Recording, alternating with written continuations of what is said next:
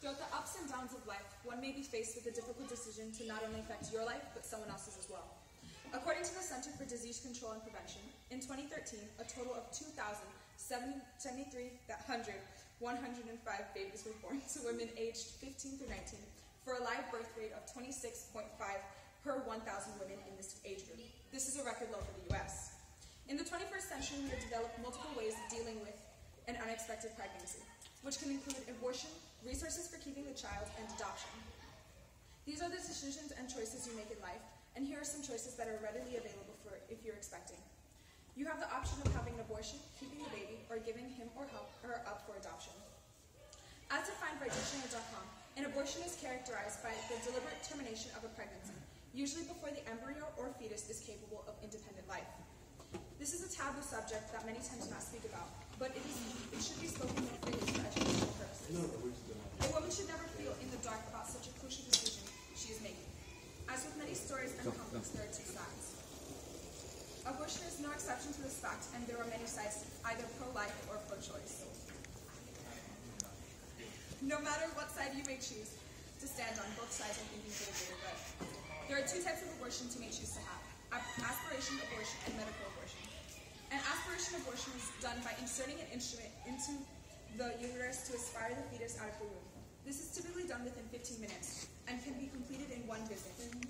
A medical abortion is done by taking 2 oral medications and is required 2 visits to the clinic and can be done in the early stages of pregnancy.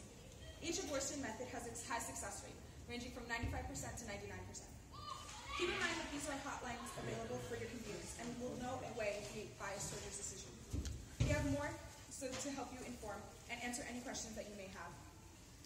And if and when you decide to have an abortion, it is important to note that you must follow a certain procedure. This procedure may vary by state, but essentially you will need consent from a parent, even though he or she might not have the right to force an abortion on you. You do not need permission or consent of the father, but of course, it is always supportive to have him there. This is a difficult decision that many people have to make. However, it is one that takes thought and support to go through with. In addition, there are still options if you do not feel comfortable with the program to move. You do not need to worry if you're scared of the risk or not qualifying. Being a parent is one of the most biggest and self-fulfilling part of life. If you do make the choice of becoming a mother, there is help on your side. For starters, it is good to know that it is okay to be a single mother if need be. If you have a father by your side, things may be a tad easier, but nonetheless, nothing is impossible. You are questioning how to be able to support yourself and the baby. There are opportunities for financial support. State-funded programs are always available, including online or contact programs such as the Child Welfare Agency or for Women, Infants, and Children program.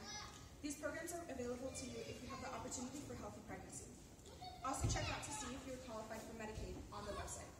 It is most important part of this program, progress in your health, which of course it then becomes the baby's.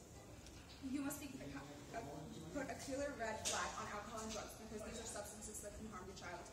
Many people find it helpful to constantly read about their pregnancy online or in books, and so they are prepared to not feel frightened when certain things happen.